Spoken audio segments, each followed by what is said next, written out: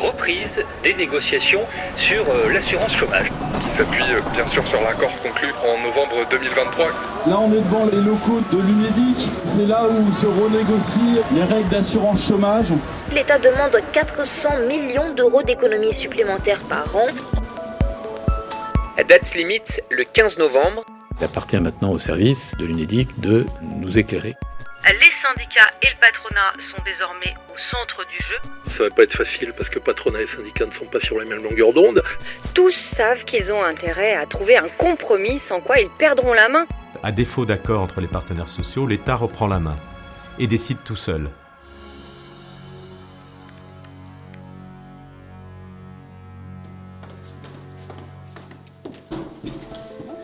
Bonjour.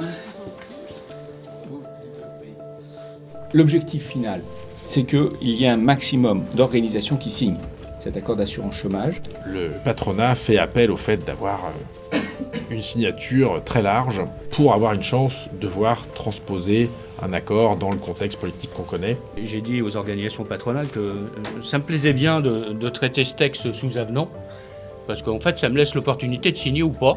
Parce que comme c'est un avenant, je ne suis pas engagé par la signature de novembre 2023. Pour ce qui est de la CFDT, il y a toujours cette volonté de finaliser l'accord. Notre volonté, encore une fois, c'est d'aller vers un accord, puisque c'est la responsabilité que l'on a envie d'endosser eu égard au régime de l'assurance chômage. Et donc nous sommes autour de la table pour trouver des solutions. Quand l'assurance chômage est créée en 1958, l'État fait le choix de déléguer aux partenaires sociaux, par la loi, la négociation de la réglementation de l'assurance chômage. Les partenaires sociaux se sont organisés en créant l'UNEDIC comme outil leur permettant de piloter ce régime. Et puis de nourrir les partenaires sociaux par des études, des publications, un suivi. Les partenaires sociaux définissent les règles en fonction des enjeux qu'ils entrevoient et gèrent le régime de manière totalement autonome de 1958 à 2018. Depuis la réforme en 2018, où les règles d'assurance chômage sont établies d'une façon assez différente, puisque tout part d'une lettre de cadrage envoyée par l'État aux partenaires sociaux. Un cadre qui donne des orientations financières et de grands objectifs à poursuivre. La ministre dit dans le texte de son courrier, 1, nous adosser le document de cadrage, qui est respecté dans notre accord 2023, et 2, on nous demande de faire 400 millions d'économies en 2025. On explore toutes les pistes, mais avec nos lunettes CFDT. On reconnaît tous qu'on n'atteindra peut-être pas les chiffres qui nous ont été donnés.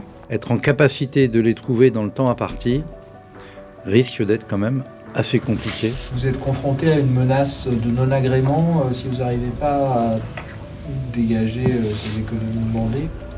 Bonjour à toutes et à tous, on s'arrête ce matin sur un concept qui est au cœur de la démocratie sociale à la française, le paritarisme. En d'autres termes, la gestion en commun et à égalité par les partenaires sociaux des organismes de protection sociale de notre pays, assurance chômage, assurance maladie ou caisse de retraite. En ce moment ont lieu justement des négociations paritaires. Le paritarisme, c'est le fait de pouvoir dialoguer, négocier, croiser les regards et construire des solutions entre représentants des employeurs et représentants des salariés. Paritarisme, ça veut dire que le collège patronal et le collège des organisations de salariés ont le même nombre de voix. La difficulté, l'intérêt du paritarisme, c'est que chacun vient avec sa vision et ses objectifs. Et puis il faut trouver un mode de consensus, il faut trouver un accord.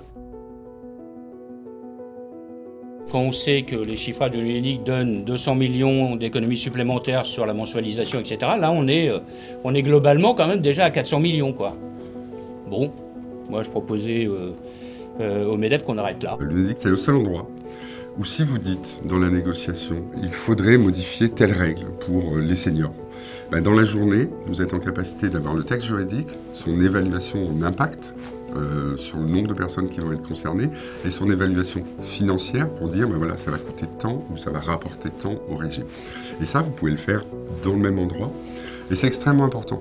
Dans ces négociations à assurance chômage qui sont assez spécifiques, les partenaires sociaux avec l'UNEDIC sont dotés d'un outil extraordinaire pour la négociation parce que l'UNEDIC est vraiment un facilitateur. Il a été demandé au service de l'UNEDIC de faire un inventaire objectif de tous les leviers potentiels qui pourraient permettre d'alimenter un niveau d'économie massif dès l'année 2025. L'UNEDIC, c'est une articulation des compétences nécessaires pour piloter de façon optimale l'assurance chômage. Et pour gérer un système comme ça, il faut plusieurs éléments. Il faut écrire des règles qui vont être applicables.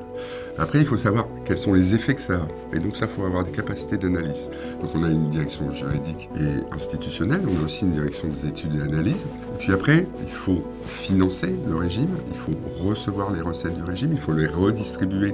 Et là, on a une direction financière et comptable. À ça, vous ajoutez une capacité à gérer la donnée. Donc on a une direction des services de l'information qui est extrêmement socle dans ça. Il faut pouvoir faire comprendre ce qu'on fait, expliquer les règles, donc une direction de la communication. Cette compétence croisée des services de l'UNEDIC, cette capacité à gérer correctement le système, elle trouve une sorte de point de fusion au moment des négociations, puisque c'est le même exercice, mais entrée à ramasser. On n'est pas persuadé qu'on ne puisse pas se permettre de faire autre chose, ce dont on essaie de convaincre le patronat. Quand on joue sur les recettes, ça joue immédiatement. Enfin, si vous voulez qu'on aille sur le terrain des idées, nous on en a d'autres. Hein. Que dire, honnêtement, on ne s'attendait pas forcément aux échanges qu'on a eus cet après-midi.